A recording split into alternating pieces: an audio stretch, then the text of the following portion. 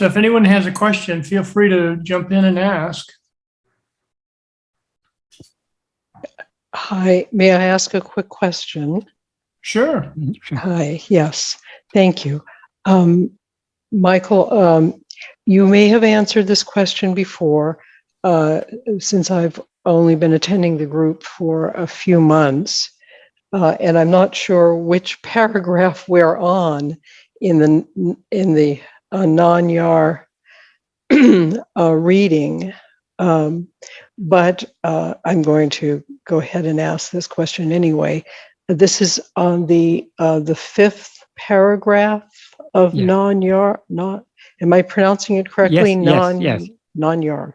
The fifth paragraph is, will there not, well, this is, I have two different translations. I have the translation that I printed out from your website, Right. and I also have a translation by Dr. T.M.P. Mahadevan. Yes. Yes. That is the question and answer version. Okay. Well, the main version, this essay version, one on my website, that's a translation of the essay version, which is what Bhagavan himself wrote. That is, it was, before he wrote this, it was available. The main version was the 30 question and answer version, which nowadays is not in print. Bhagavan rewrote that in the form of an essay. And when doing so, he refined it in many ways, and he removed certain things that could potentially give room for misunderstanding. So the essay version is a very much refined version of the earlier question and answer version.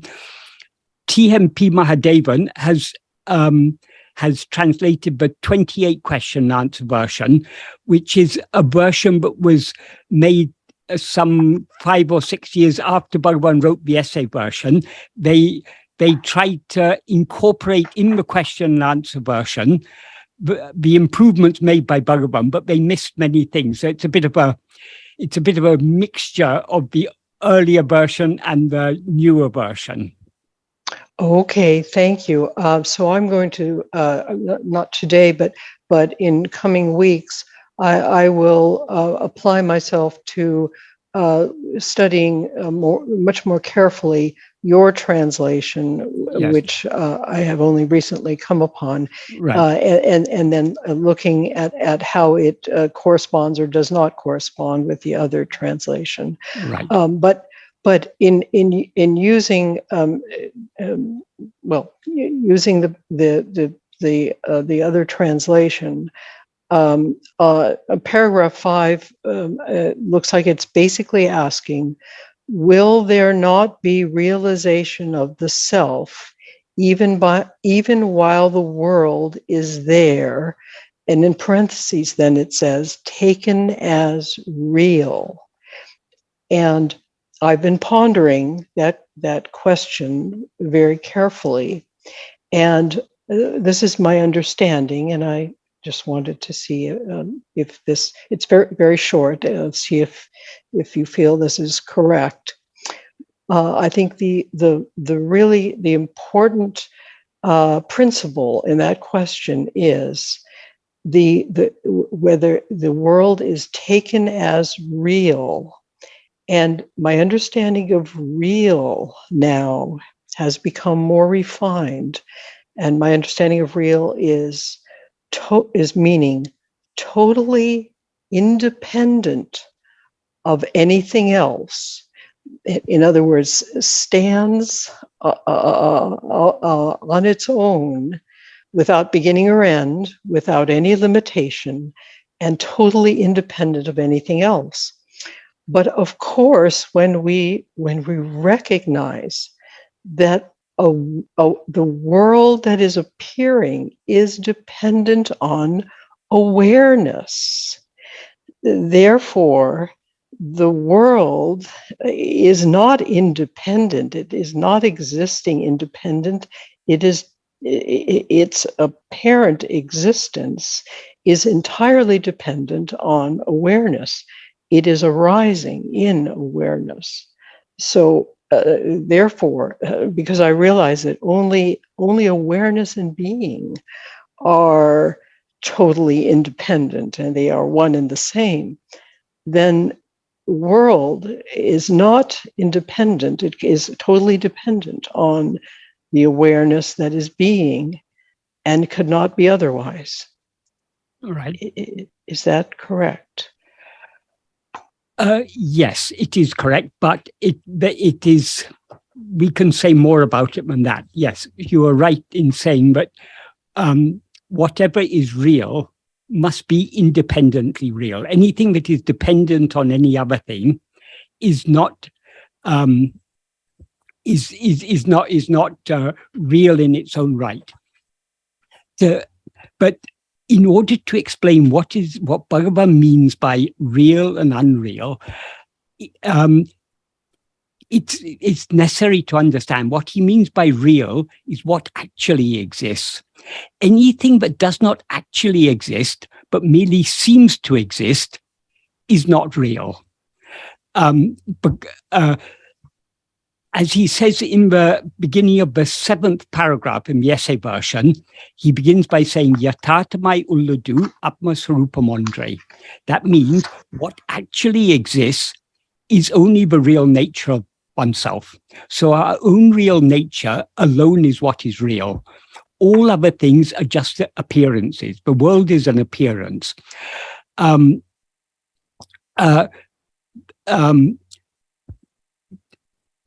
This is one of the basic principles of Advaita, because according to Advaita, as it is said in the Upanishads, there is ekam eva advaitiam, one only without a second. But that is contrary to our experience. In our experience, there seem to be so many things. So how does Advaita explain this multiplicity, this appearance of multiplicity? It says it's all just an appearance, an illusory appearance. But Bhagavan clarifies this still further. He says, to whom does it appear? That is, there cannot be an appearance without it appearing to something. To our own real nature, which alone exists, which is pure being and pure awareness, nothing appears. Because it is pure awareness. Pure awareness means awareness that is not aware of anything other than itself.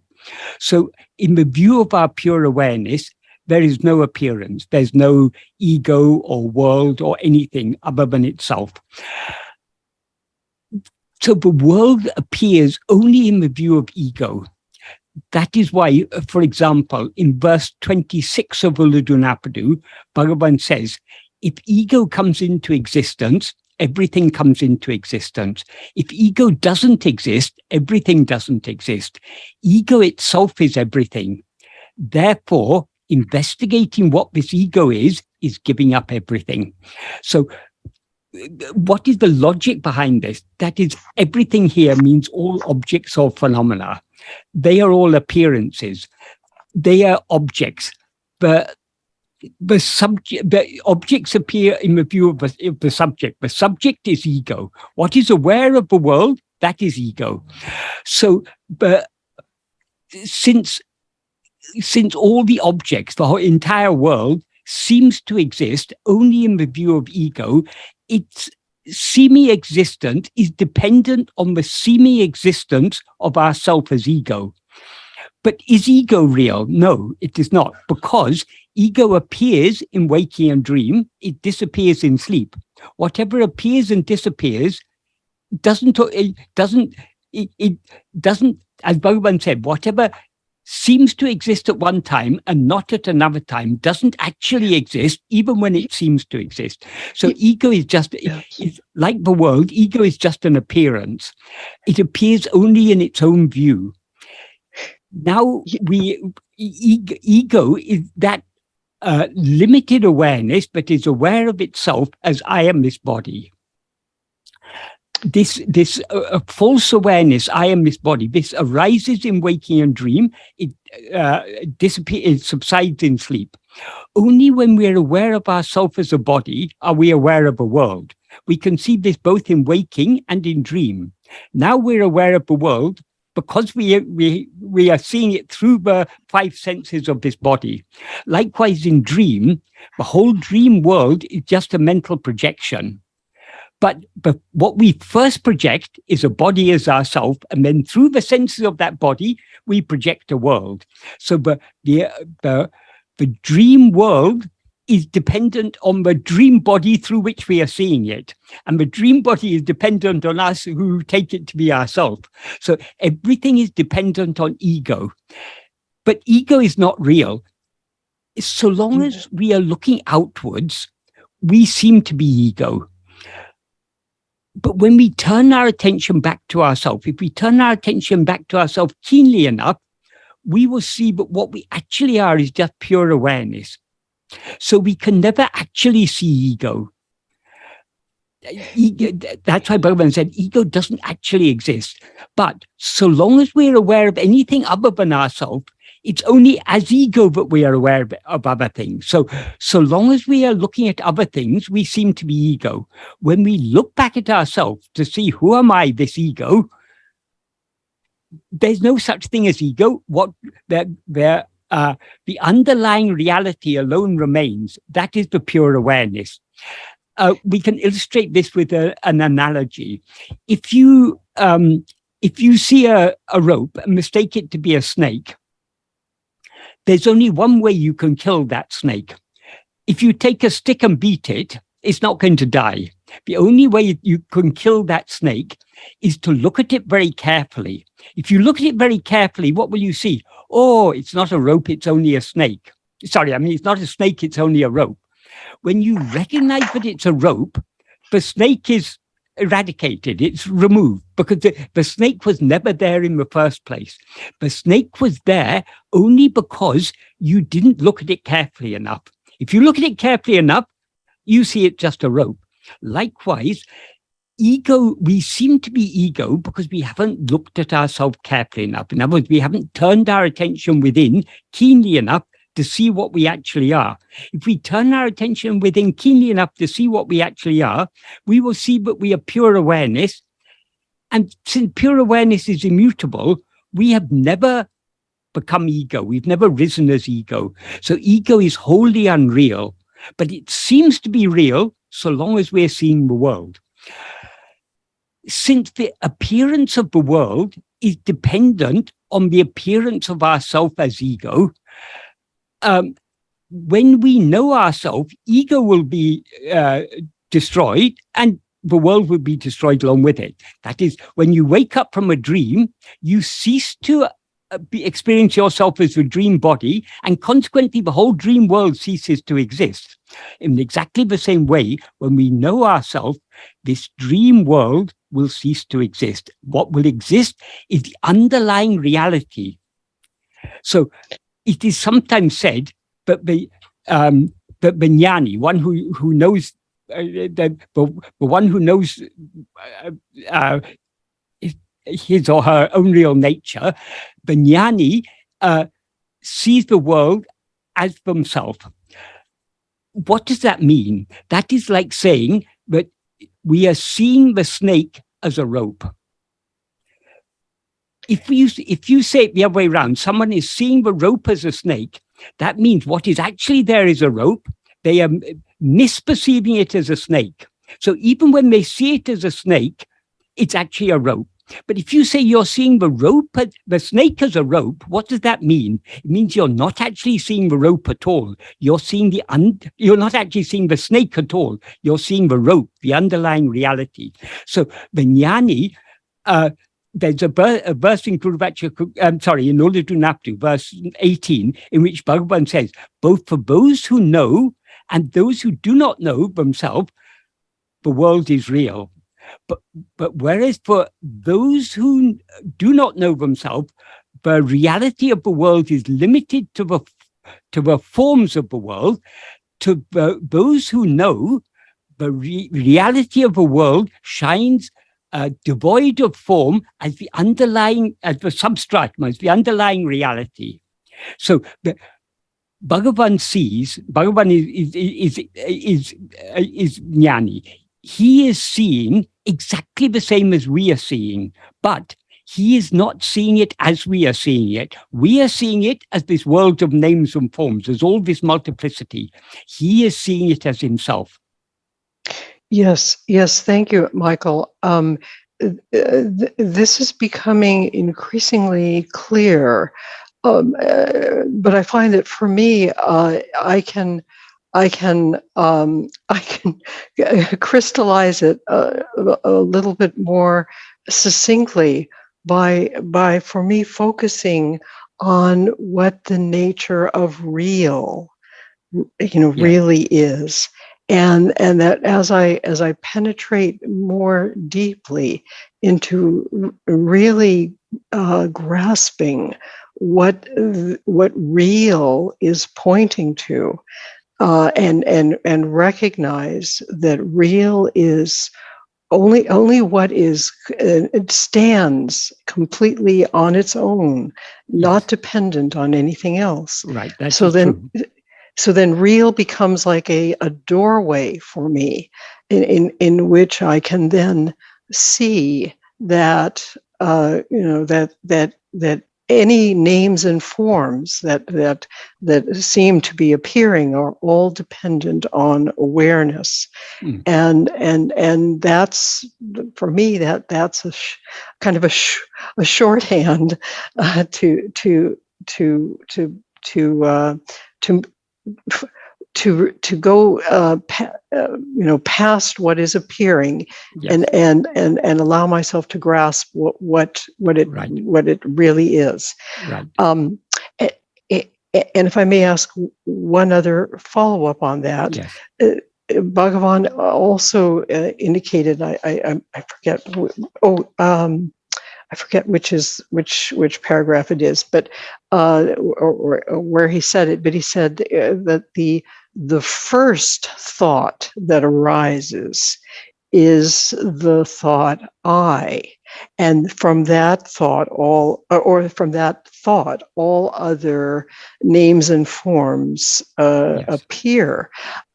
For a long while, that was a puzzling statement to me, because my background as a neurophysiologist, I was trying to bring that kind of a perspective, and that, and I couldn't get there. I couldn't get to the truth from that perspective.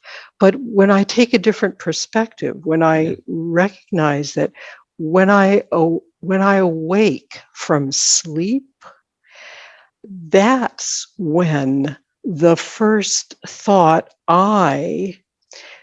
meaning I again kind of remember. It's like I come back to the mind, wakes up again, and I remember I remember who I am from an ego standpoint. I remember my identity.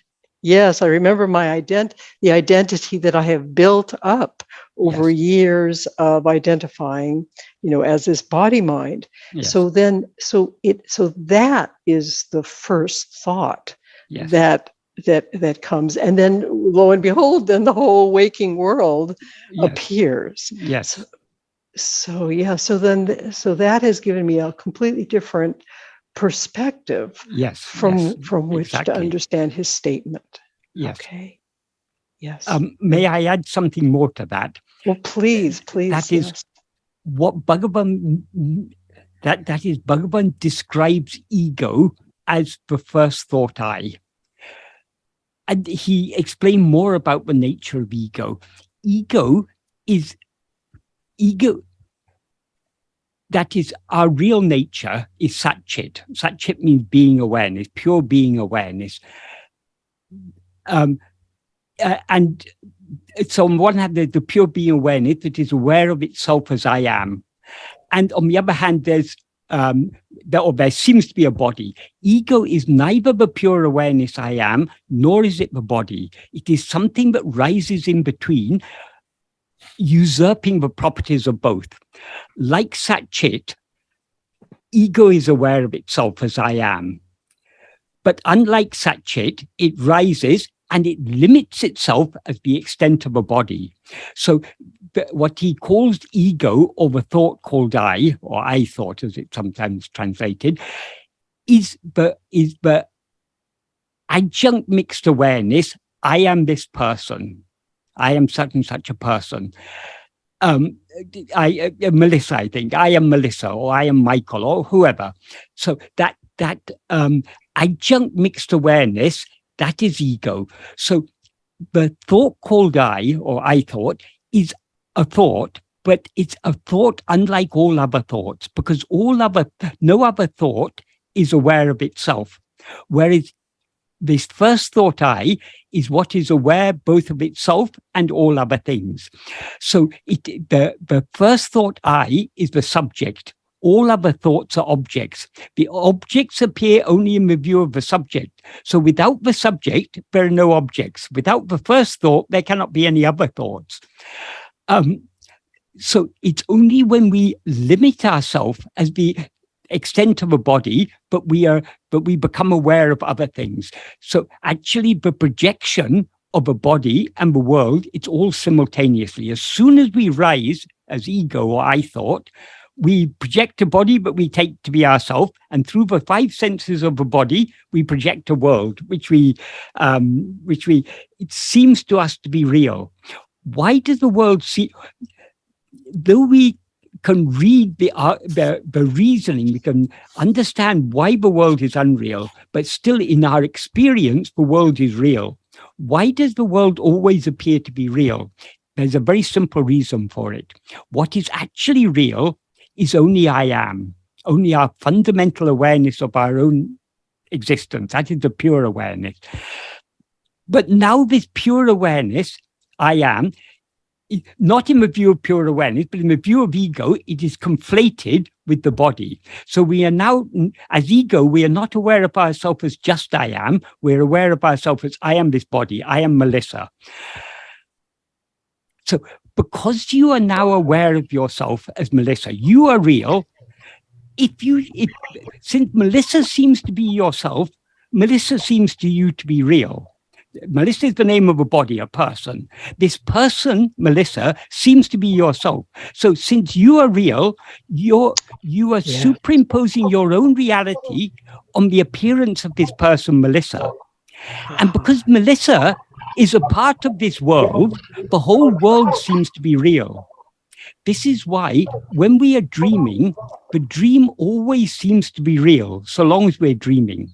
We may sometimes get an idea, oh, this can't be real, this must be just a dream, but still it seems to us to be real. It's so, if we hit our hand on the table, it's a solid table, everything seems solid, seems so real, but it all seems real only so long as we experience the dream body as ourself. When we wake up, our identification with the dream body is severed. So as soon as we wake up from a dream, we at once recognize it was just a dream. We have no doubt about it, about the fact that it's unreal. What a moment before seemed so real, we are able to recognize as unreal because our identification with the dream body is severed. But instead of identifying that dream body as I, we are now identifying this body as I. Since we take this body to be I, this world seems to be real. Yes. Thank you, Michael. This is so helpful. It has never been so clear as it is becoming now. So thank you so much. But what is actually real? That is the important thing. What is actually real is only I am. That fundamental awareness of our own being. That I am is Satchit. So we need to separate ourselves, this pure I am, from all these things by holding on to self-attentiveness, by trying to attend only to that fundamental awareness I am. The more we hold on to that awareness, the more the adjuncts, all these other things will drop off. Yes. And eventually the pure I am alone will remain. Yes. It is really a remarkable mystery how this all happens. I'm just continually in like I'm just in wonderment, Yes. in amazement. Yes. It's such, but it's it so is a amazing. mystery but can never be solved. Bhagavan said, if you ask how or why does all this appear, that can never be answered, because Yes. it all appears because you've risen as ego. But why has ego risen? If you then have to investigate what is this ego. If you investigate what the ego is, you'll find there's no such thing at all. So the question how or why becomes redundant. Yes. It seems such an important question, so long as all this appears to exist. But if we investigate the one to whom all this appears, namely ourselves, this ego, this thought called I, we'll pierce through ego back to its underlying reality. Just like if you look carefully at the snake, you pierce through the snake to the underlying reality of the rope. So we need to investigate this I that is aware of all these things and see its underlying reality, which is the pure I am. Yes. When we see the underlying pure I am, we will know that we have never been ego. So the questions of why or how become redundant. Mm-hmm. I'm finding now that more and more the question of why or how it's like it's no longer presses on me. Yes. I can just allow the mystery to do its thing. Yes. and yes, we can leave aside the how or why. What we need to investigate is who or what am I. Yes, that is the important thing. Yes, exactly. Thank you so much, Michael. Michael, helping me out in that a whole lot was when you explained to us a long time ago. Wait, excuse me, Ted. Hang on for a second, Ted. We have a question in chat first from Vidya. Vidya, would you please ask Michael your question? I was concerned about this 3 states of waking, dream, and deep sleep. Now, I know, Michael, I've watched many of your videos, and you always emphasize that Bhagavan says sleep is a state of pure awareness, and ego does not exist in sleep. But we are aware of 3 states. We are aware there's a waking state, a dream state, and a deep sleep state. Whereas the real nature is beyond these 3 states. So, in some Advaita texts, they try to call this sleep state as a very subtle form of ego or a causal body. So there's a little bit of confusion here. So if you could clear that up, it would be good. Okay, right. What we call sleep is, in our view, sleep is a temporary interlude between successive states of waking and dream. So as one of the 3 states, sleep is unreal. But what sleep actually is the underlying reality. That is, we can illustrate this with an analogy. In a cinema, you have a screen. There are 2 states of the screen. Either there are pictures being projected on it, or there are no pictures being projected on it. The pictures being projected on it are like waking and dream. No picture being projected on it is like sleep. But actually, the screen without any pictures is the screen as it is. The natural state of the screen is to be without any pictures.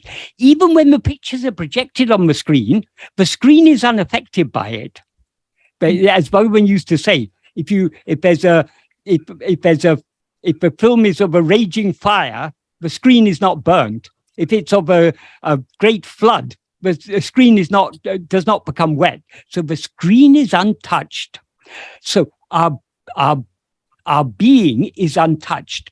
But from the point of view of ego that exists only in waking and dream, sleep seems to be a 3rd state. So long as we consider it as a 3rd state, one among 3, it has to be said as unreal. That's why it's explained like that in Sastras. But Bhagavan said, actually, sleep is the only real state. But because we have come out of it, we say it is imperfect. So the only imperfection in sleep is the fact that we've come out of it. But it's only from the perspective of ego in waking and dream that we've come out of sleep. The truth is, when we know ourselves as we actually are, we will know we have never come out of sleep. Sleep is our eternal state. So the truth about sleep is very, very subtle. That's why it's explained in different ways, in different texts, to suit the different grasping powers. Not everyone is ready to grasp the subtler truth. But the subtler truth is, as Bhagavan said, sleep is a state of pure awareness. What exists in sleep is only ourself, nothing other than ourself. Ego appears only in waking and dream. Now, sleep seems to be imperfect because we are viewing sleep now from the perspective of ego. Now, from the perspective of ego, sleep seems to be a state of darkness. We think when we try to describe our experience in sleep, we only describe it in negative terms. It was darkness. I wasn't aware of anything. Of course, we were aware. If we were not aware, we would not be aware even of having slept. We are aware of having been in a state in which we were not aware of anything. So we were aware without being aware of anything. That is a state of pure awareness. That is our real state. But sleep seems to be imperfect because we've come out of it. The problem is we've coming out of it. So who is it who has come out of sleep? That is ego. If we investigate this ego, we will see its underlying reality is the pure awareness, which is what shines alone in sleep and which continues to shine even now. Because what we are now aware of as I am, that is the pure awareness that we actually are. In waking and dream, we conflate this fundamental awareness I am with a body. And so we are aware of ourselves as I am Vidya, or I am Michael, or I am whoever.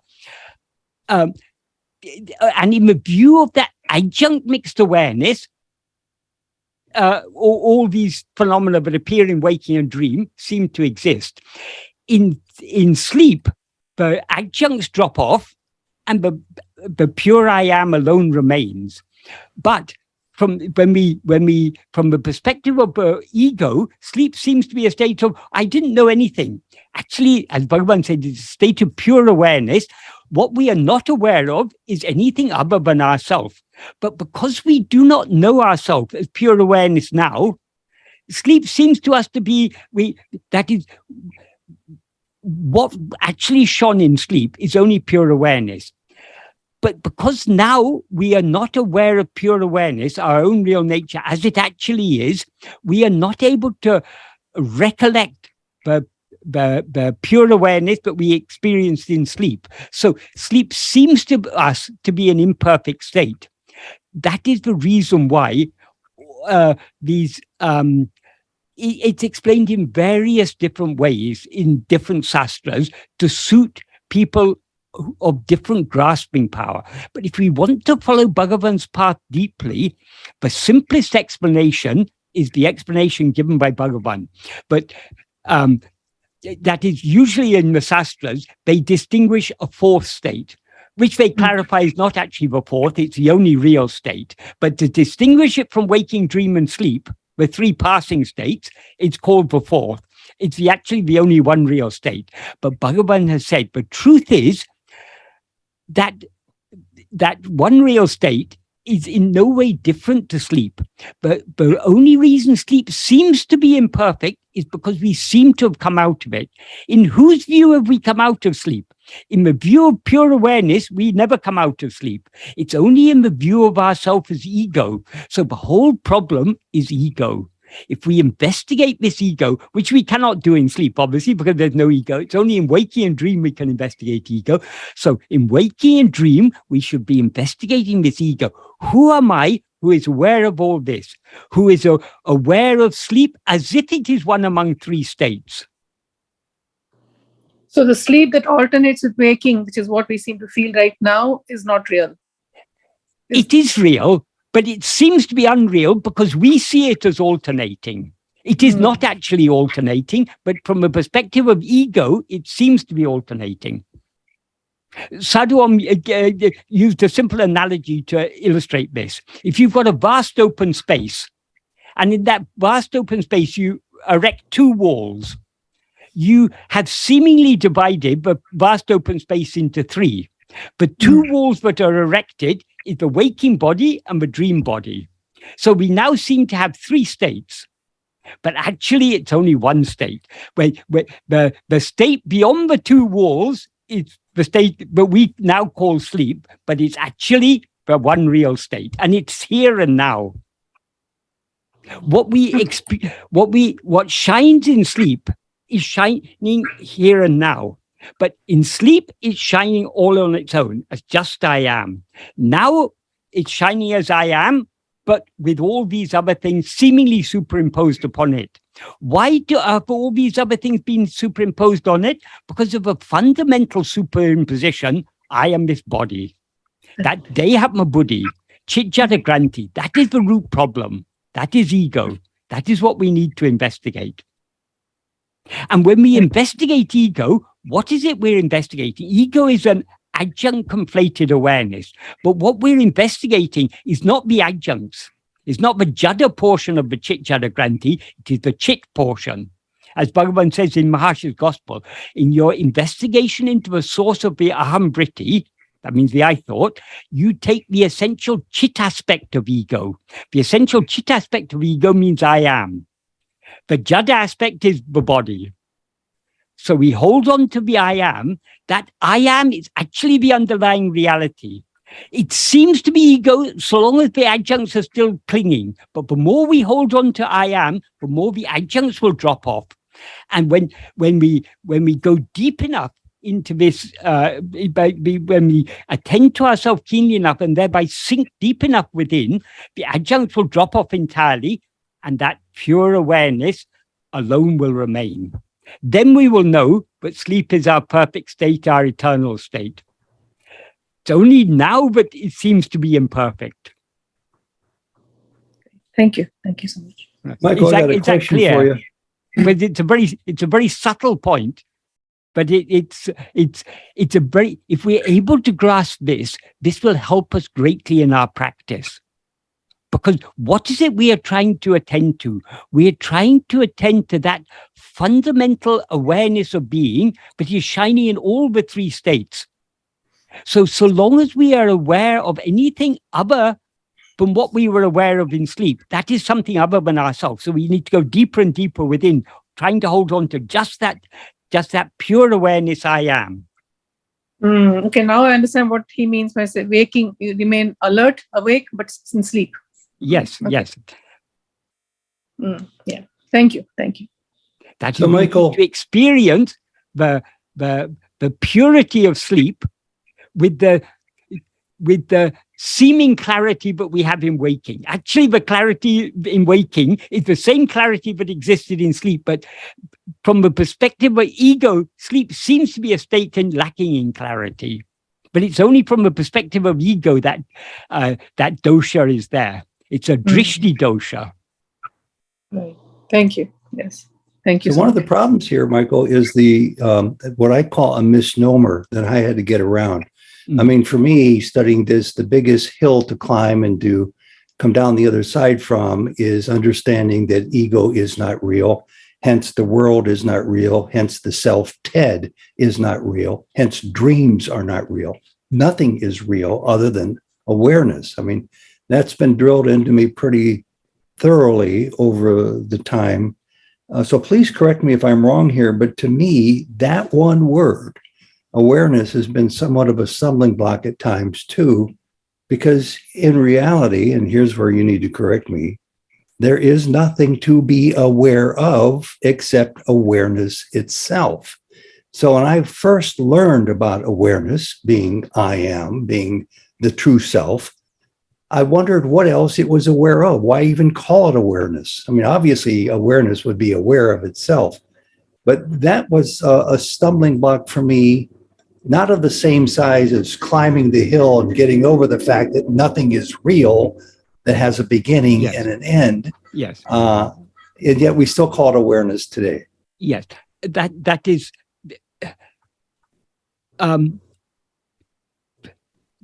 we need to be very careful with the word awareness. Many people misunderstand because they are so used to taking awareness to mean being aware of things. Right. But in order to be aware of things, we must be aware. But in order to be aware, we don't need to be aware of things. Yeah. In sleep, we are aware without being aware of anything. That is, there's no objects of awareness, but pure awareness is always aware of itself. That is why pure awareness is distinguished from the adjunct mixed awareness. Pure awareness is the real awareness. The adjunct mixed awareness is ego. That is not real. That is what is called Chidabhasa. Chidabhasa is generally translated as reflection of awareness, but actually it's got a slightly deeper meaning. Abhasa means a likeness. So if you look in a mirror, do you see Ted? No, you see a likeness of Ted. Exactly. So this ego is it can be useful to think of it as a reflection, but it's important to understand in what sense it's a reflection. It's not the real awareness, it's just a likeness of awareness. Why is it not real awareness? Because real awareness will not be aware of anything other than what is real. But ego is aware of so many things that are not real, mere appearances. So ego is not it's just a semblance of awareness, a likeness of awareness.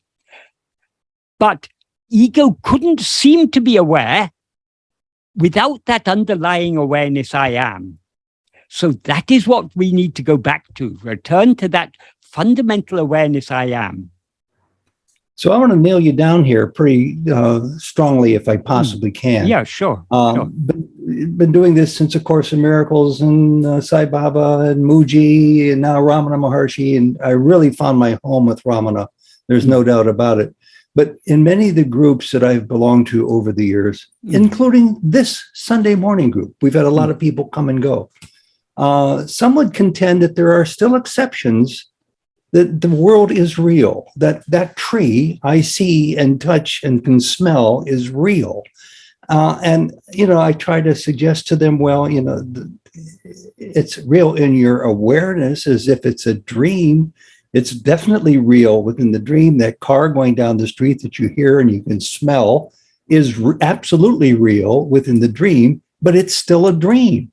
The dream implies it's not real, never was real, that there's nothing real. Yes. Yet that can be a source of confusion, well, for those of us on this path, as it has been for me, meeting people here, some of whom have been studying this a lot longer than I have, who still figure out a way to work in exceptions to the rule that nothing exists except awareness. Yeah. Is the snake real or not? It's not real. It is real. Well, it's real in the dream and real in the perception. It is real as a rope. It is not real as a snake. So it's real as a rope. Yes. It's real as you. It is not real as anything other than you.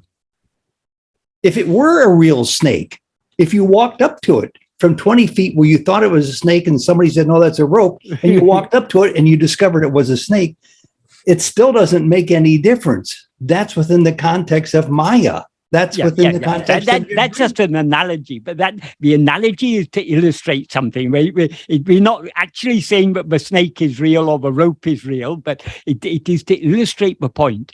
The whole world, Bhagavan says, for the Jnani, the whole world is real. Not as the names and forms that we are seeing, because for the Jnani, what we see as the world is what the Jnani sees as pure awareness. Yeah. We've lost a couple of members here I can think of a couple of years ago, maybe not quite that long, because they still continued to contend. I talked to them outside of the meetings as well as in the meetings, that no, you've taken me pretty far along this line that Ramana proposes to be the truth, and it sounds real, it sounds authentic, genuine, but not all of it. I mean, some of this I know has to be real, has to be me, has to be life. Ultimately, we all believe what we want to believe. that is why there's no point in trying to convince those who don't want to be convinced. Bhagavan often, he would often, when people were not ready to accept the deeper teaching, he would sometimes come down a level and talk from a more mundane level. For example, if people came to Bhagavan and said, "Oh, Bhagavan, there are so many injustices in the world. I want to rectify all these injustices." In those days, in India, a big issue was there was still British rule in India, so there was a big freedom movement. So everyone considered this this foreign rule is very unjust. Obviously, it is.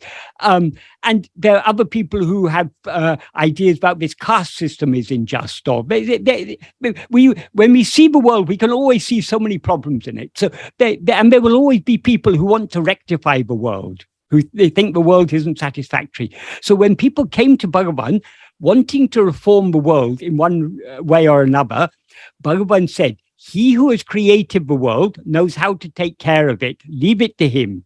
So Bhagavan comes down to their level as if accepting the world is real and as if accepting that God has created it. But that is what's appropriate to them. That's one thing, one type of response we see from Bhagavan.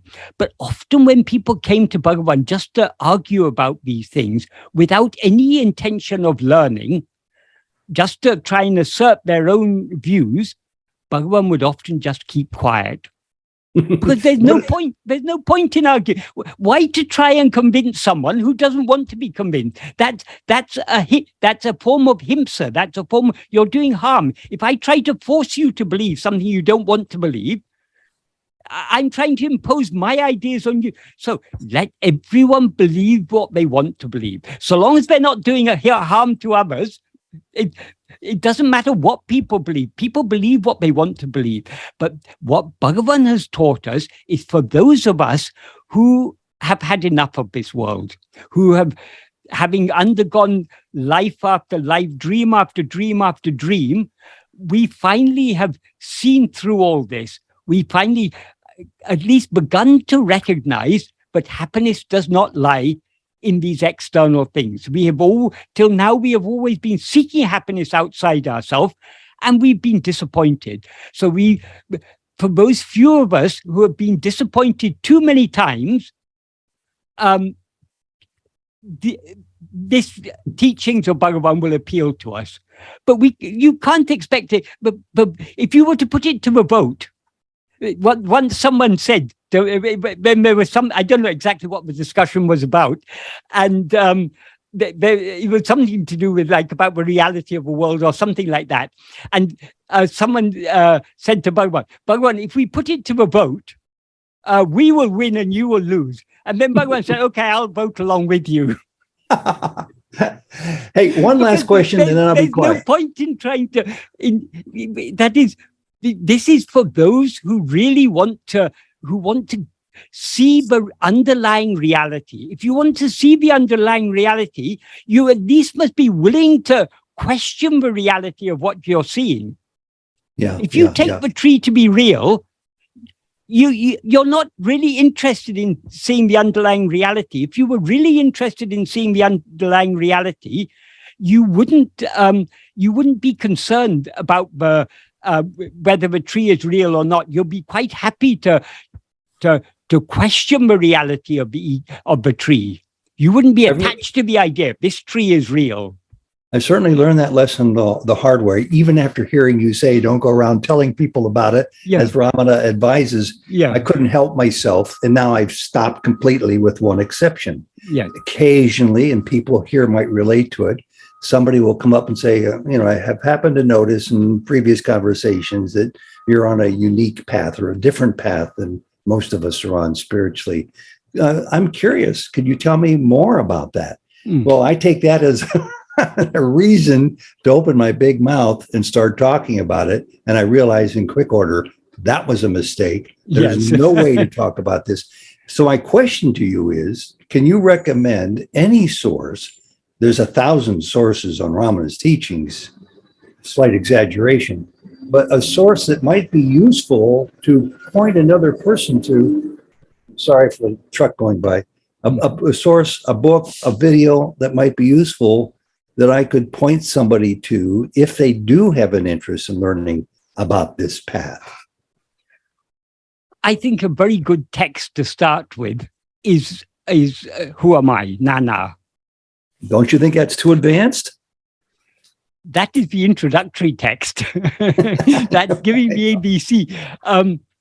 I mean, there are other books like Talks and Maharsha's Gospel and everything.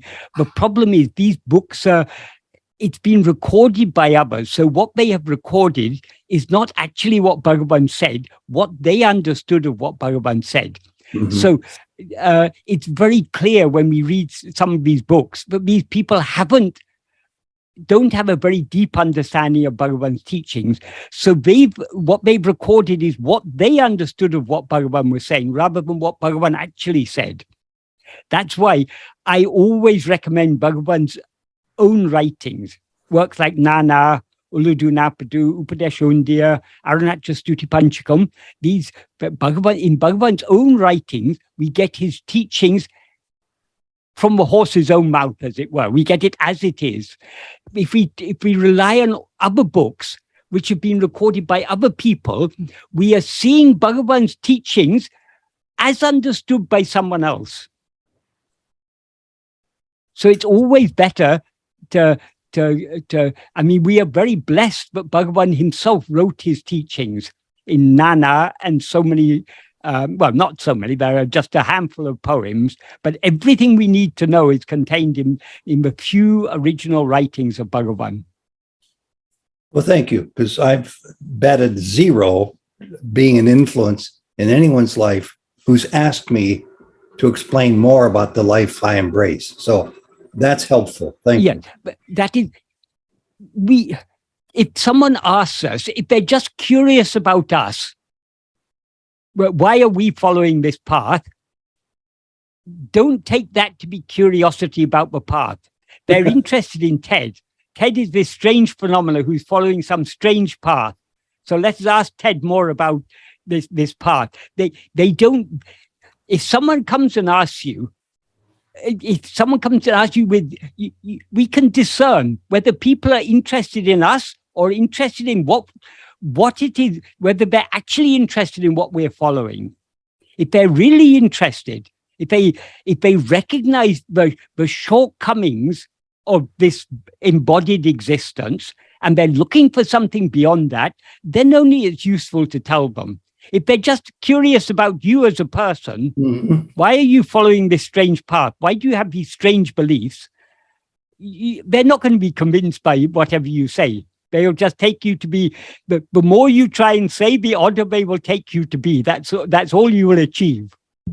That's very convincing helpful. Them how odd you are.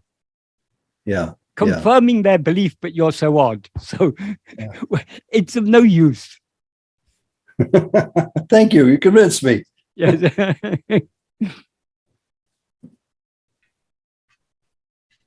We know we're odd, so we don't need to convince others.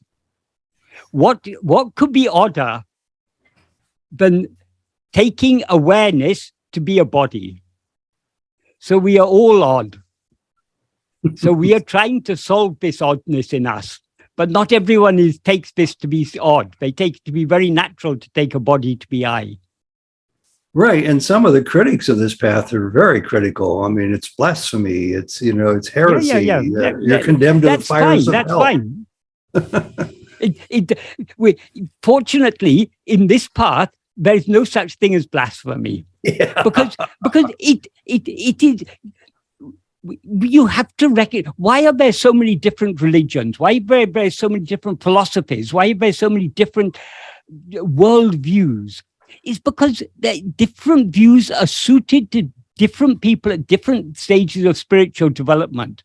At one time, maybe not in this lifetime, but in some former lifetime, we would have believed like these people. At one time, we would have been a materialist. Then we may have developed some sort of a primitive type of religious belief. But if we pray to God, he will give us the things that we want. And slowly, through so many different lives, we have slowly been developing. So it is natural. There will always be a diversity of beliefs in the world. There will always be a diversity of interests, of aspirations, because we're all at different stages of our spiritual development. Yeah. That's why we should never try to proselytize Bhagavan's teachings. We should never try and preach it, because if you try and preach it, if you want to convince others, you will have to dilute it. The more people you want to convince, the more you'll have to dilute it. What is the use of diluting it? All religions are ultimately just diluted forms of Bhagavan's teachings. So there's already plenty of dilutions there. This pure heart of every religion is what Bhagavan has taught us. That is for those who are ready for this.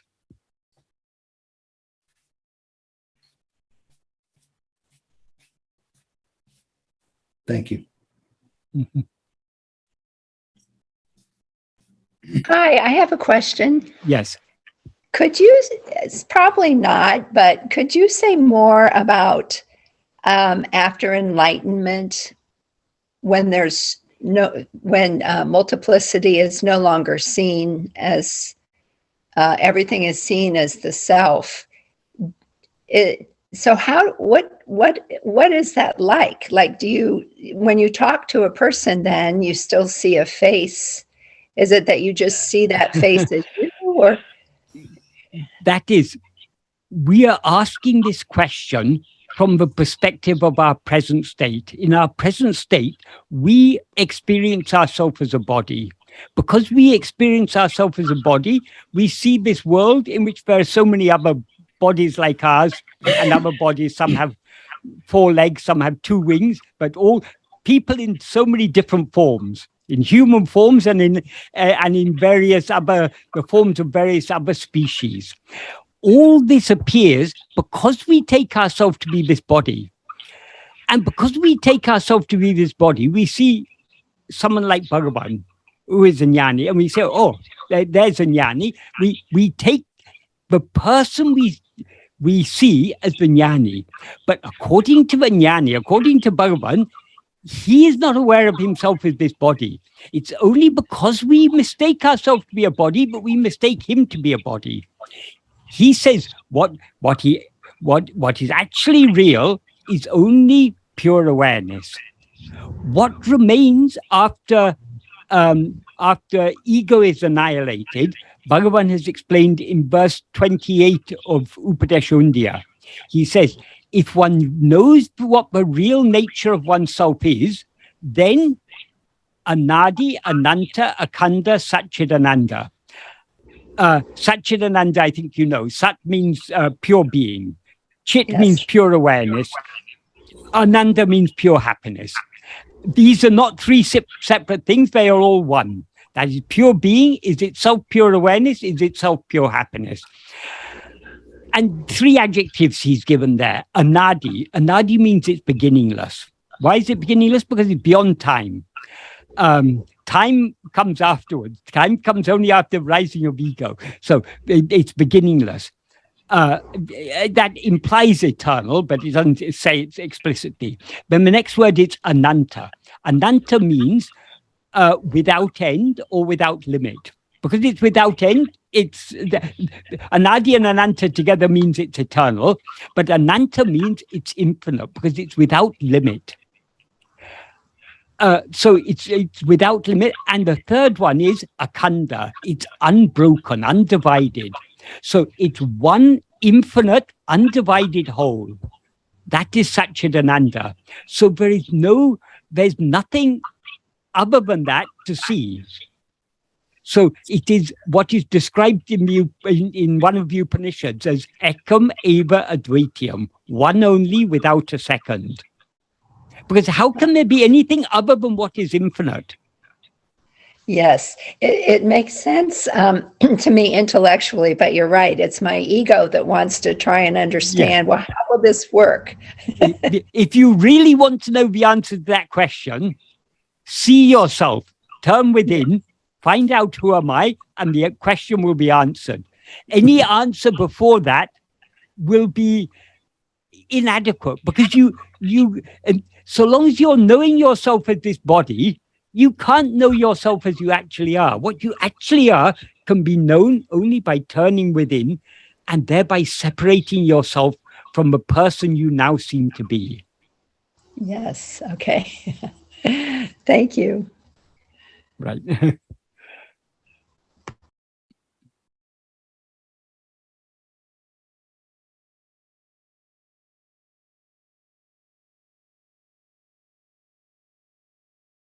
Well, that's about the longest period of silence we've ever had. So We're getting maybe somewhere. we could continue on with Nāṉ Ār.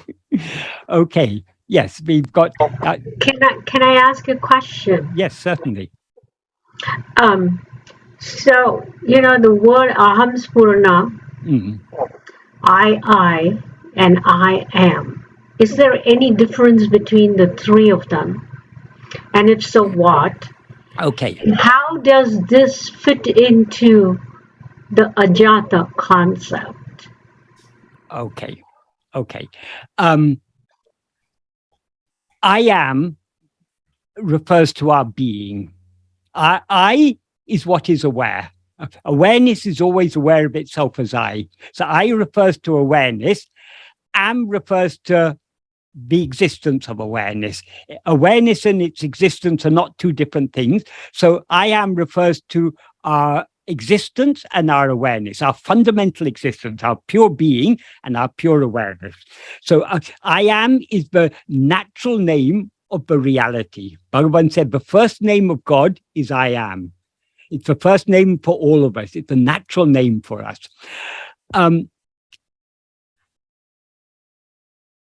What you said, I, that is a mistranslation.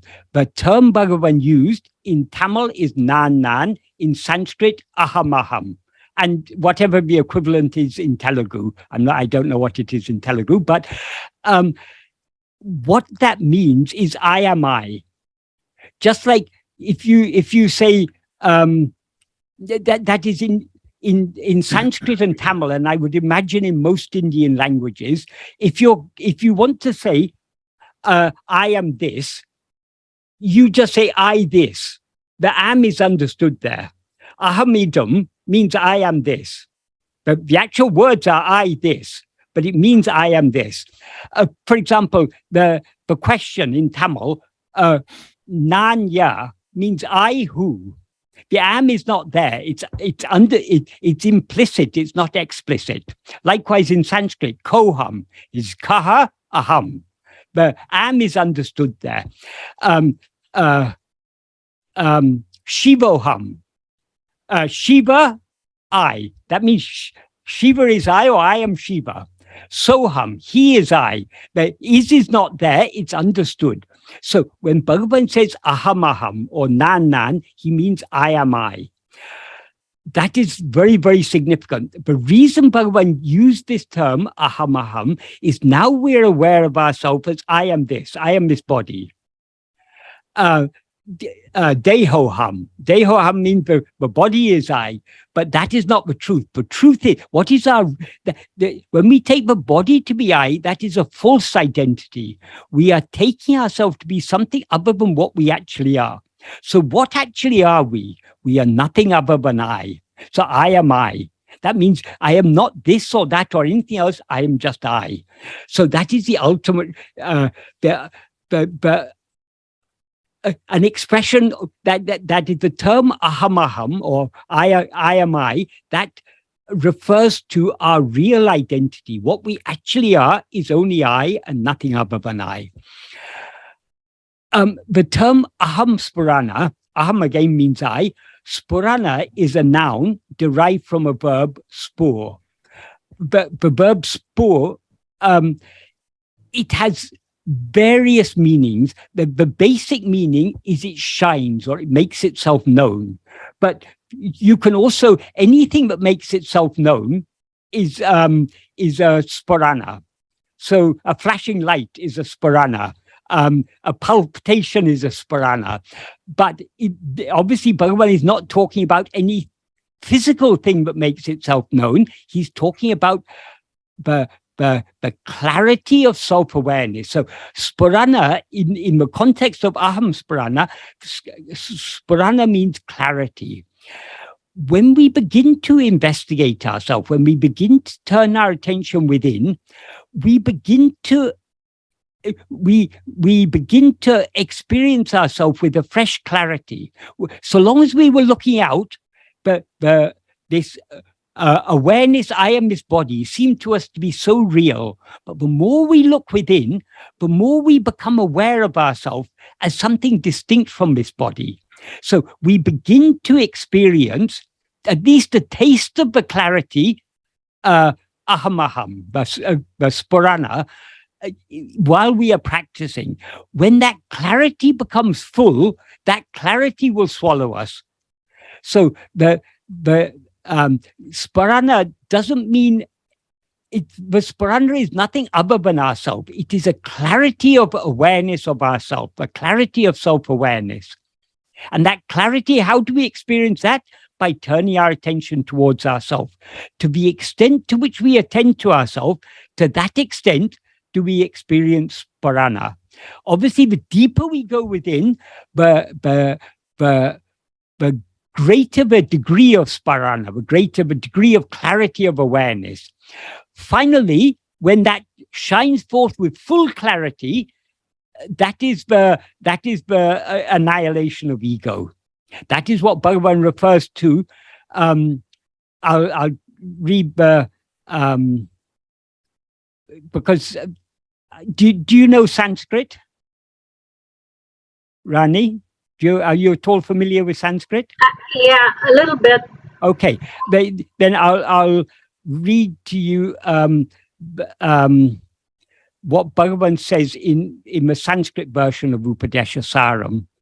In verse 20, what Bhagavan says is, ahami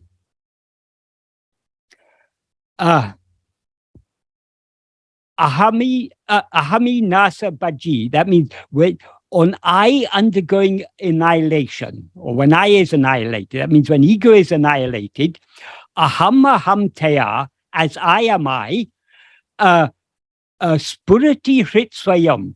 That hrit means the heart, swayam means spontaneously or of its own accord. Spurati, it shines forth spontaneously as I am I. So the meaning of that first sentence is when I, namely ego, is annihilated, the heart means what we actually are, the real nature of ourselves, shines forth spontaneously as aham, I am I. Note that here the verb Bhagavan uses is spurati. This is the verb from which the noun spurana is derived. And then he concludes that verse by saying, Parama Purna Sat. Parama means supreme, Purna means what is whole or infinite, and Sat means existence, being, or reality. So this what shines forth spontaneously as I am I, that is Parama Purna Sat. So that will shine forth in all its with full clarity only when ego is annihilated.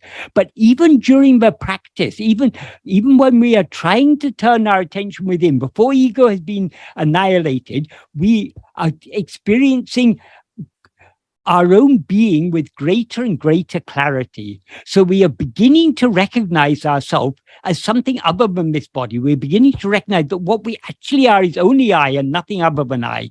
But it's still not fully clear, so we need to persevere in the practice. So ultimately, spurana, I am I, and I am are all referring to the same thing. However, we need to be careful with words because the same words are used in slightly different sense in different contexts. In some contexts, when Bhagavan is talking about the spurana we experience during practice, he says, he gives an analogy. He says, just like a flame that catches camphor will continue burning until the last residue of camphor is burnt, and then the flame will subside. He said, when this Spurana catches ego, it will continue burning until ego is annihilated, and then it subsides. What does he mean? There he's saying it subsides. Here he's saying, in this verse 20, he's saying it shines forth. What is there's a seeming contradiction there. What it means is, so long as we are practicing, the clarity we experience has a freshness and newness, because we are so familiar with experiencing ourselves as I am this body, I am Rani, or I am Michael, or I am whoever. But when we begin to separate ourselves from this person we seem to be, and to hold on to I am, when we begin to recognize, oh, I am just I, it's a fresh clarity. That fresh clarity shines more and more brightly the deeper we go within. When we go within deeply enough, that will consume us entirely. That is the flame burning the camphor. Then the flame subsides. Does that mean that we lose the clarity? No. What it means is the clarity no longer seems to be something new or fresh. It is recognized to be Sahaja. So when the Spurana subsides, the remaining state is Sahaja. So it's called Spurana so long as it seems to be something new. It's called Sahaja when it's recognized to be our eternal and natural state. So ultimately, the ultimate, what the terms I am I, and Ahamsphurana, what they're all referring to is ultimately just our own real nature. So, okay, but the way you explained to me, it seems like Ahamsphurana is a process. During practice, it's a process. Okay. At the time it shines forth in all its glory, it is the ending of the process. And what then remains is Sahaja. So, if it's a process, then would I and I am be a little more at a higher level than Ahamsphurana? Because how many eyes are there? There's only one. Yes. So let's not get in. Different terms are used in different contexts for different purpose. So when Bhagavan is talking about Spurana with in relation to the practice, in Vichara Sangraham, in the first chapter, he says, if one investigates what is it that is now shining in this body as I, setting aside the body, if one investigates what is it that now shines as I, he says, setting aside the body as a corpse, so in other words, ignoring the body as if it was a corpse, if one keenly investigates what is it that shines as I, then a kind of Spurana, he says, or vida spuripu. In Tamil, the Tamil word spuripu is a Tamil form, is a Tamil equivalent of Spurana. So a kind of, or vida means a kind of Spurana is experienced. That's not Spurana in all its fullness, but that is, we begin to get a taste of that Spurana. That is the process, experiencing that clarity with greater and greater depth. When we go within deeply enough, we will be swallowed by that clarity. Once we are swallowed by that clarity, we will recognize that clarity to be our own real nature. It will no longer be something new, it will be natural. So is that state the ajata state? Only the Sahaja state is the ajata state. When even the newness of this Spurana has subsided and it is recognized to be Sahaja, what remains there is what alone always exists, which is, and in that state, nothing has ever appeared. So it is ajata. So the end of Ahamsphurana leads to ajata. Yes, the end of the spiritual path leads to ajata, When ego is finished, what remains is ajata.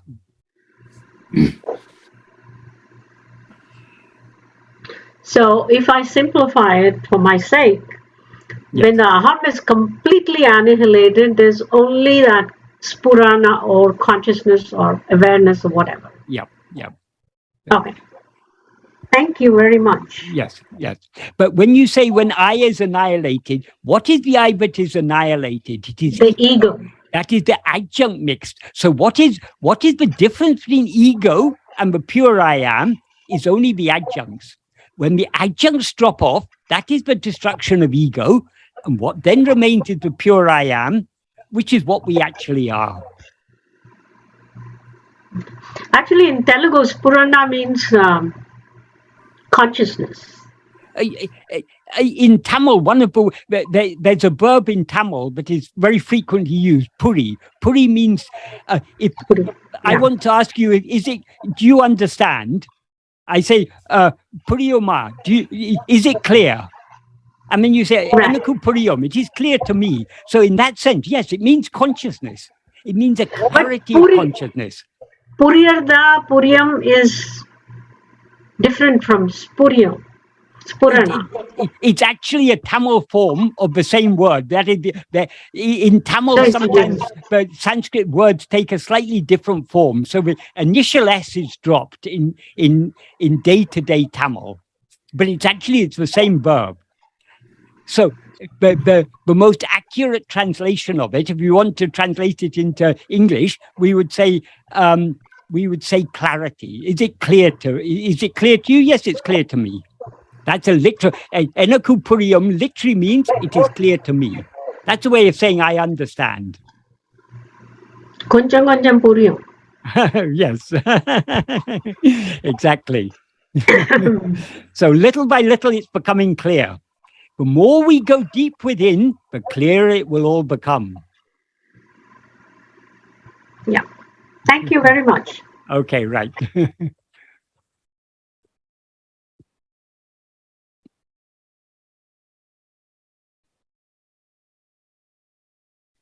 So, does anyone have any other questions, or shall I begin to talk about this 16th paragraph?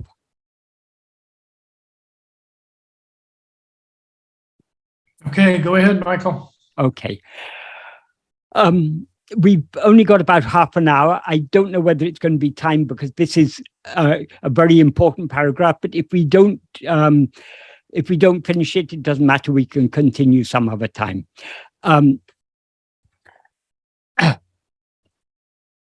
This is a very significant paragraph for a number of reasons, which I will explain as we go along. Or I'll first give a little bit of background to just to highlight the significance of this text. But there is a strong tradition among Advaitins, but knowledge can be obtained only from the Prasthanatraya, the three source texts of Vedanta. Only Vedanta can reveal to you knowledge of yourself.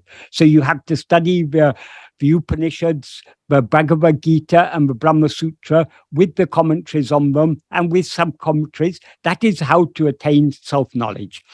That is basically what Bhagavan is. Bhagavan is repudiating that idea in this paragraph. What he says in the first sentence is, since in every text, in this context, a text means every Vedanta text or Advaita text, since in every text it is said that for attaining mukti or liberation, it is necessary to make the mind cease. The word he uses for cease is adaka, which can mean cease or subside, but in this context, it means cease entirely. It's not just a temporary subsidence of mind we want, it is permanent cessation of mind. So to attain liberation, it's necessary to make the mind cease. So he says, since in every text it is said, but for attaining liberation, it is necessary to make the mind cease. After knowing that mano-nigraha alone is the ultimate intention of such texts, there is no benefit to be gained by studying texts without limit. Mano-nigraha means restraint, subjugation, or in this context, it means destruction of mind. The nigraha means actually holding the mind, but in this context, we can attain liberation only by destruction of mind. So in this context, it implies destruction of mind. And then in the next sentence, he says, the particular sentence structure is very effective in Tamil, but it can't adequately be, we got no equivalent way of saying it in English, but I'll try it. But the first half of the sentence is, Manate adakuvadaku tane yarendru bicharaka vendume. That means, for making the mind cease, it is necessary to investigate oneself who. That implies it's necessary to investigate oneself to see who one actually is. The who is just, it's necessary to investigate oneself as who. That means to investigate oneself to see what one actually is. And then the rest of the sentence, alamo means except or besides, epidi nulgalil vicharipadu. That literally means how investigating in text, what that implies, what is the clear meaning in Tamil, but it's, as I say, if we try and translate it literally, it doesn't come out properly in English. What that implies is, instead of investigating ourselves, how to investigate and know ourselves in text. That is, the implication is, by investigating books, we can't know what we actually are. To know what we actually are, we need to investigate ourselves. And then in the next sentence, he says, Tane tanudea jnana kannal tane arya vendum. It is necessary to know oneself only by one's own eye of jnana. Jnana here means knowledge or awareness.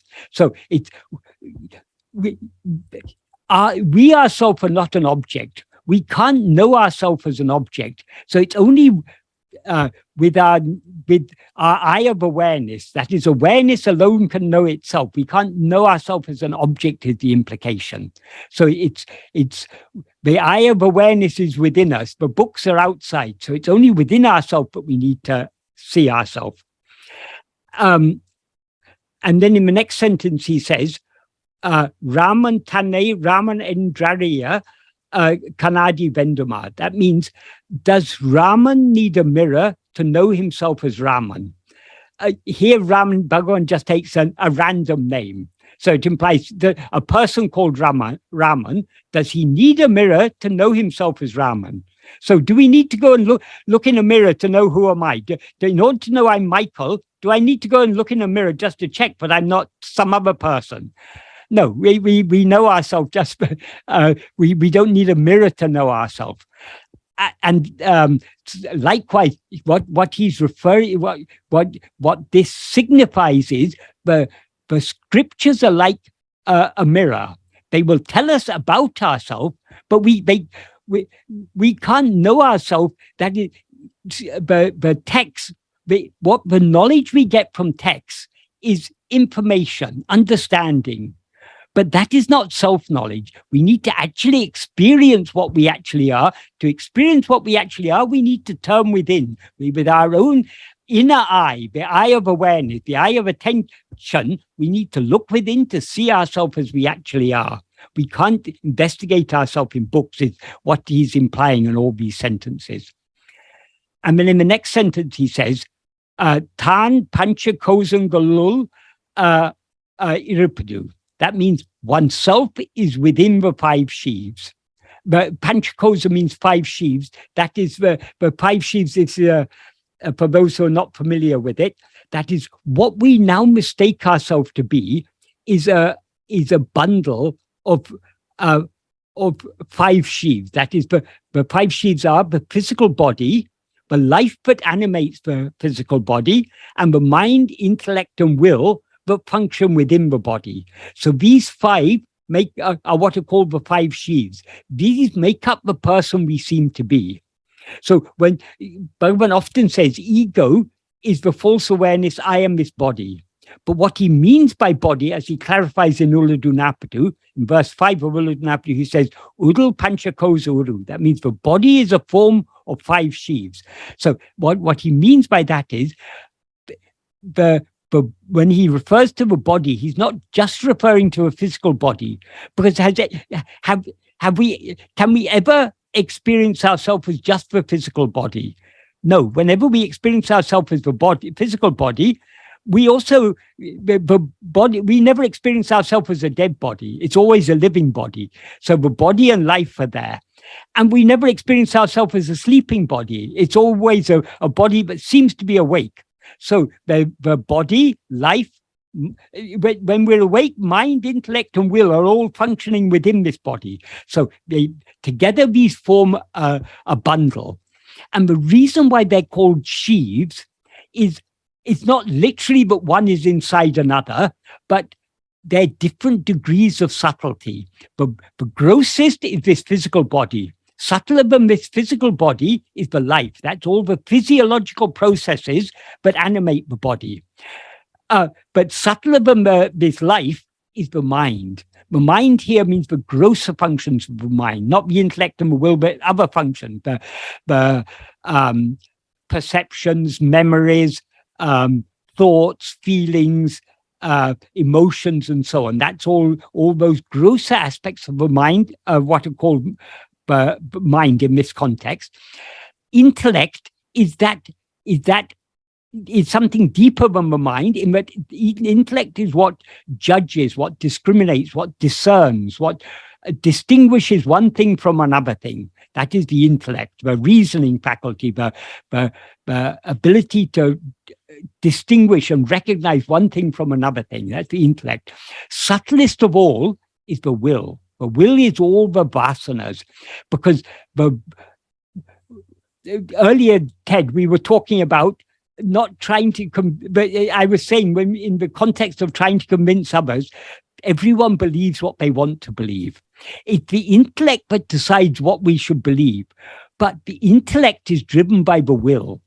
So we first decide what we want to believe, and then we use our intellect to try and justify our belief. So that the will is the subtlest of all.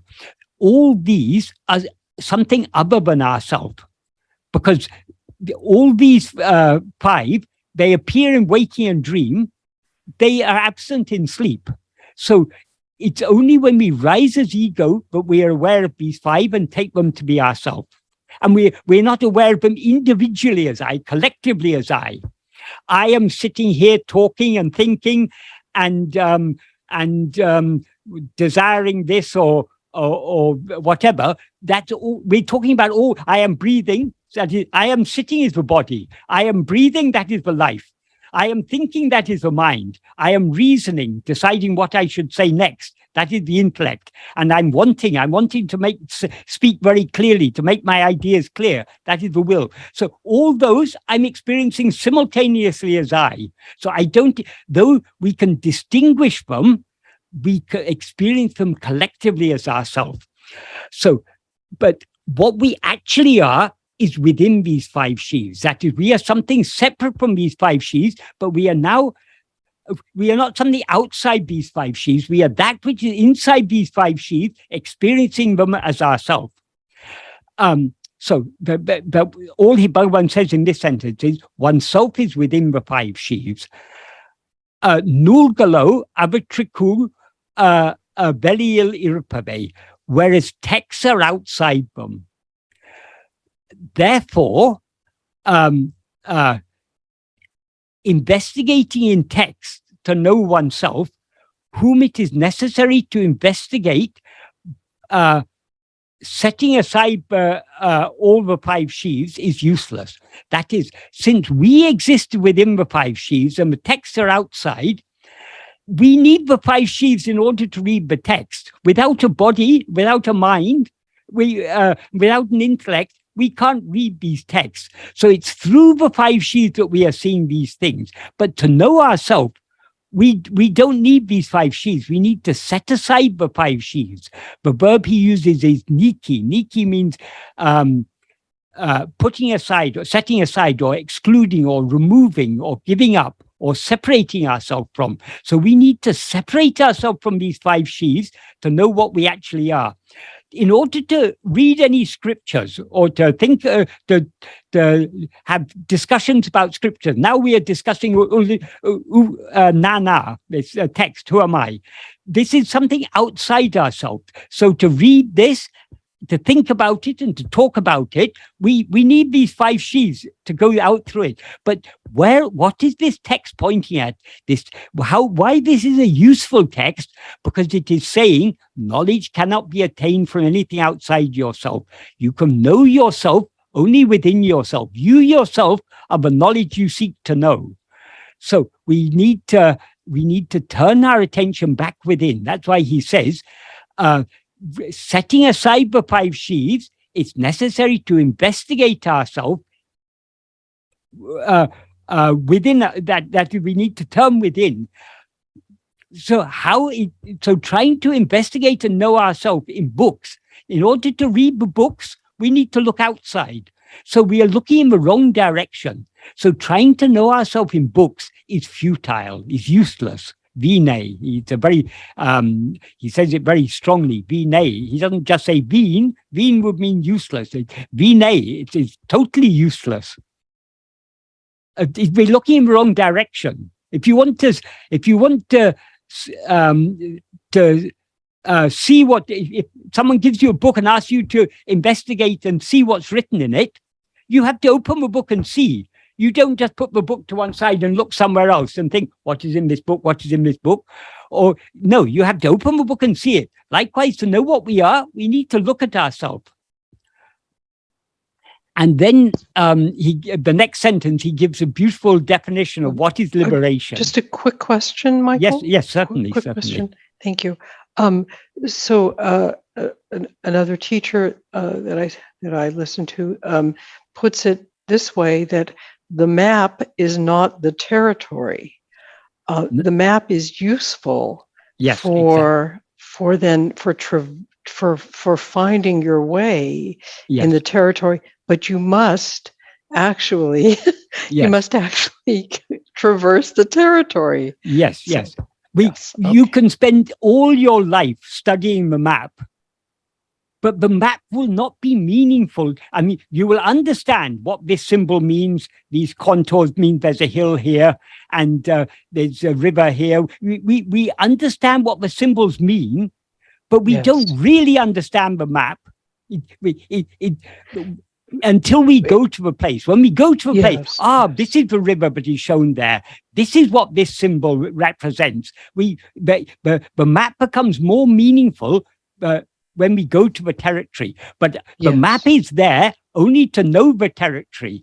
So we take the map with us. The map is a very good guide to us on our journey, but merely studying the map without undertaking the journey is useless. That is what Bhagavan is saying here. Exactly. Yes, of course, because I mean, what we're trying to do is actually be in the territory, actually. And the territory we need to be in, the map is outside, the territory is inside. Yes. Thank you. When our mind comes out, the map is very useful to remind us to go back within. But we need to go back within to undertake the journey but needs to be undertaken. Yes, exactly. Thank you. So in the next sentence, Bhagavan gives a very nice definition of liberation.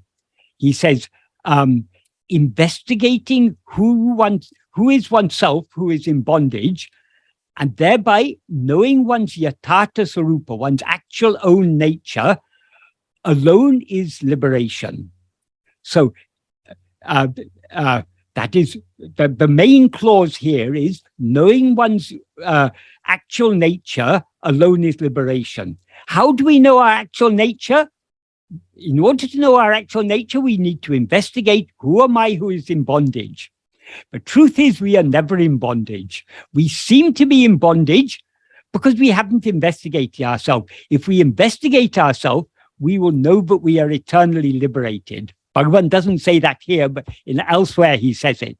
So because we seem to be in bondage, we need to investigate ourselves. If we investigate this ego who now seems to be bound, we will thereby know what we actually are, and then we will know that we are eternally liberated.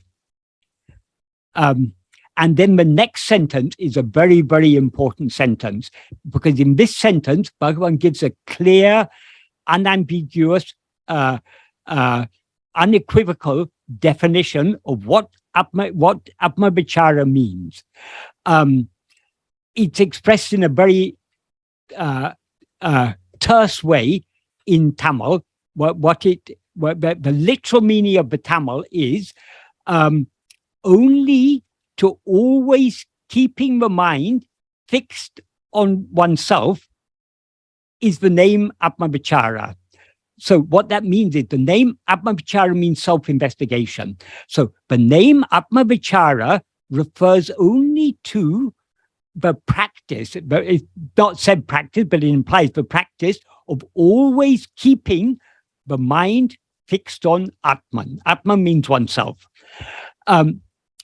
The reason this sentence is here is because if you go to to many of the traditional lecturers on Advaita, they will talk for hours and hours on Atma-vichara without ever talking about this, because what they take to be Atma-vichara is in the texts, in the scriptures, in the Advaitic texts, they have what are called prakriyas.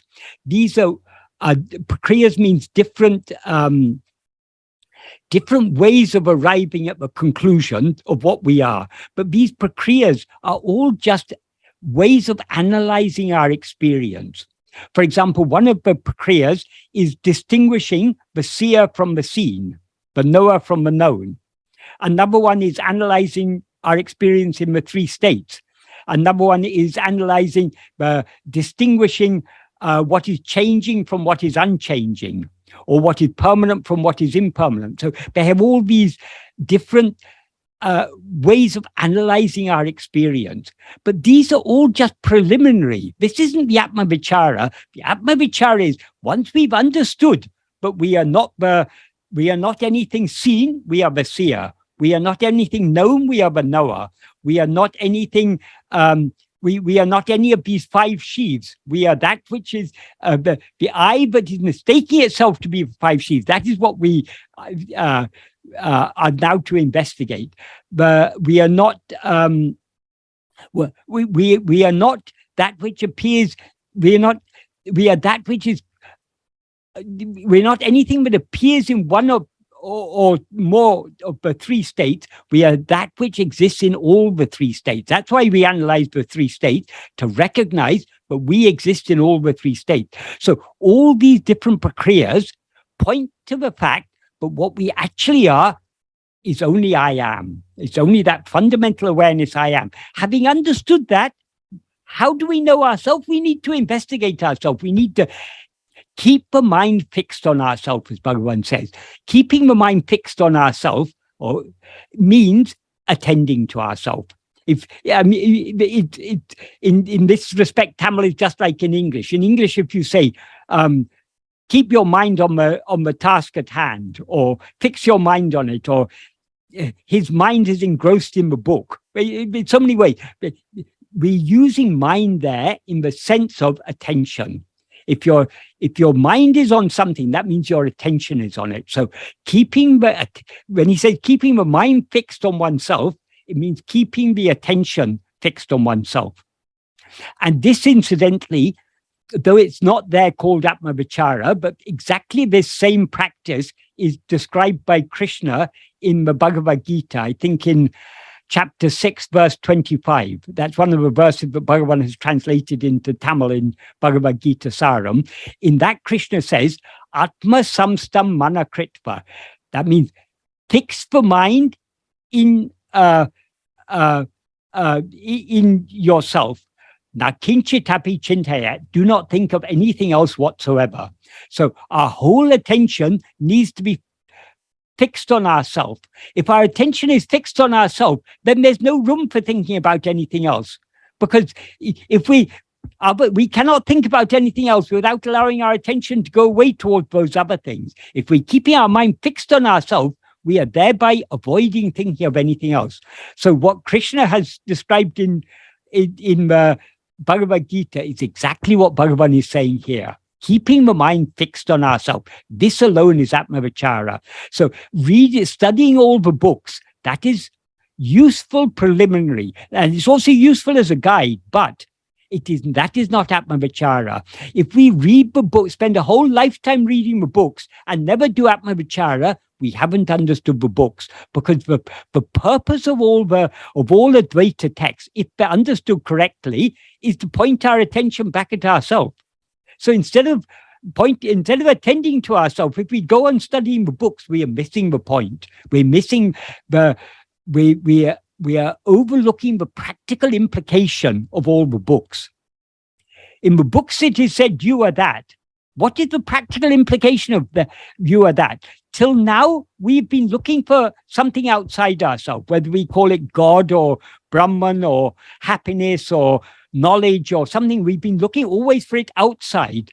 The Upanishads say, you are that. What does that mean? That means stop looking for it outside. Stop looking for that as if it's something other than yourself. You yourself are that. So know yourself and you know that. So how to know myself? I must investigate myself.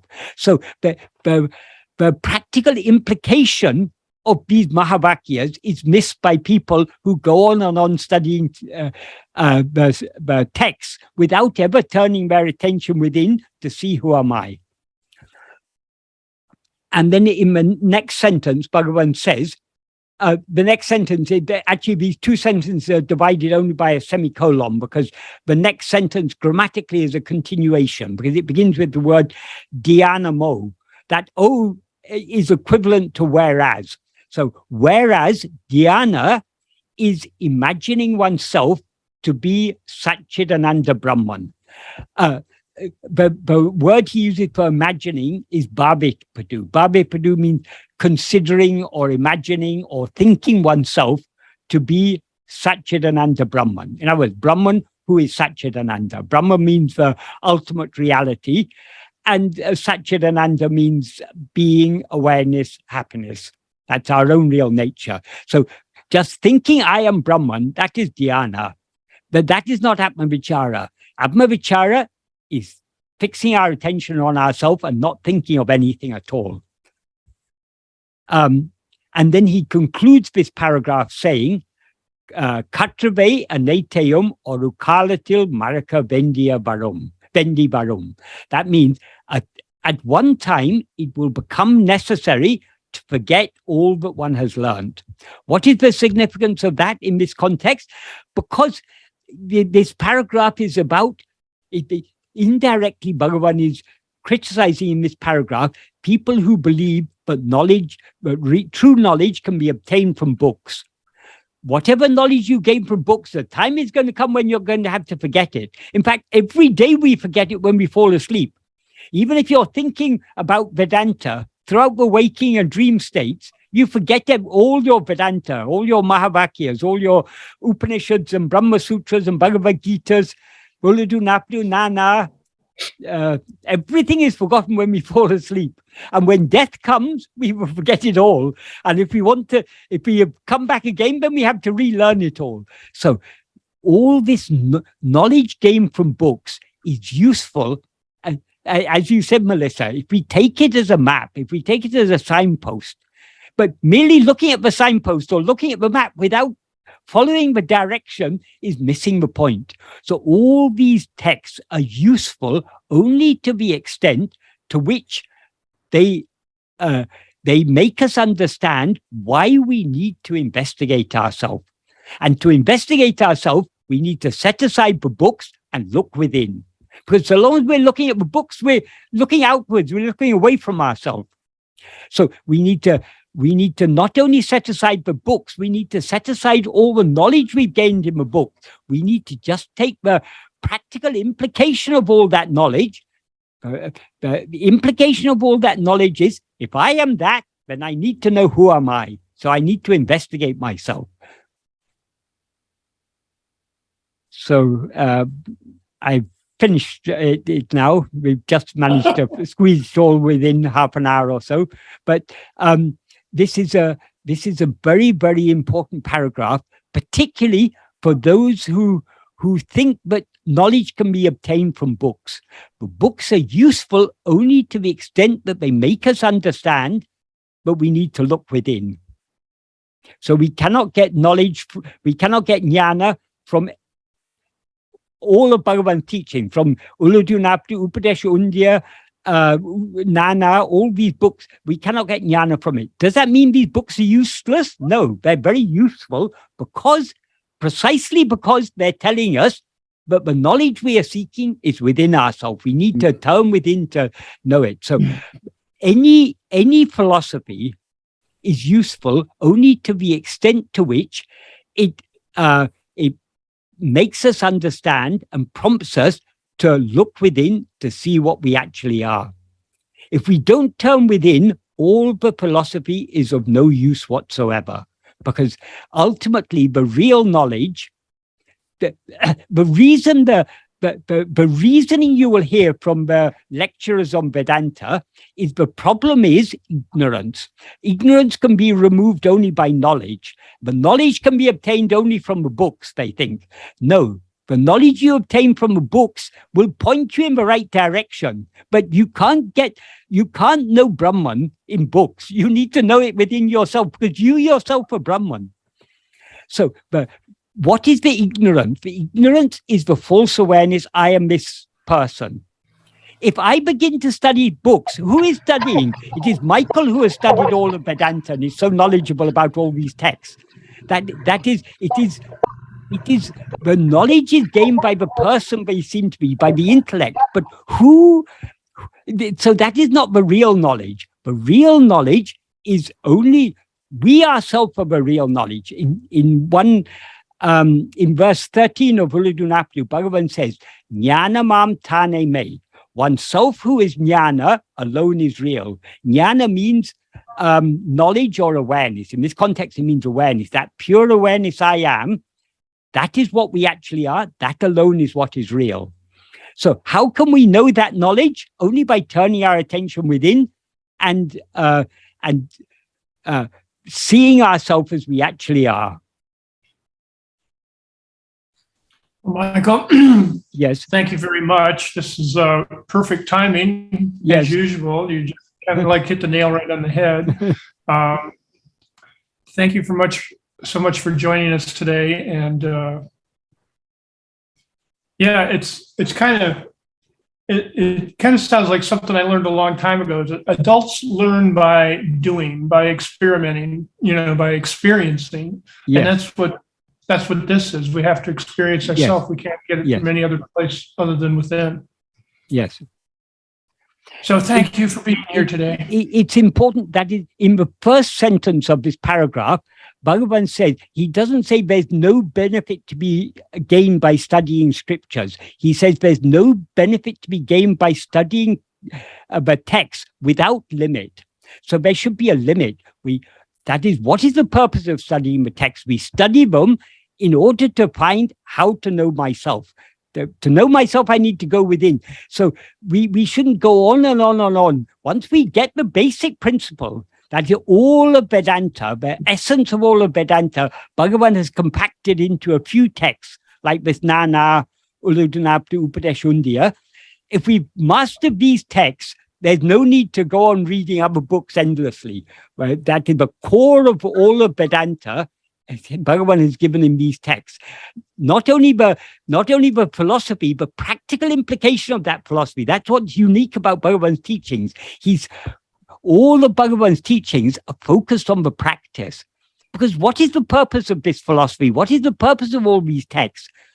It's to point us towards the practice. The practice is to turn within to see who am I. That alone is Atma-vichara. Michael, another exceptional presentation. Thank you so much for coming to us once a month. Right. Well, all thanks to Bhagavan. All this comes only from Bhagavan. I'm just relaying what he has said.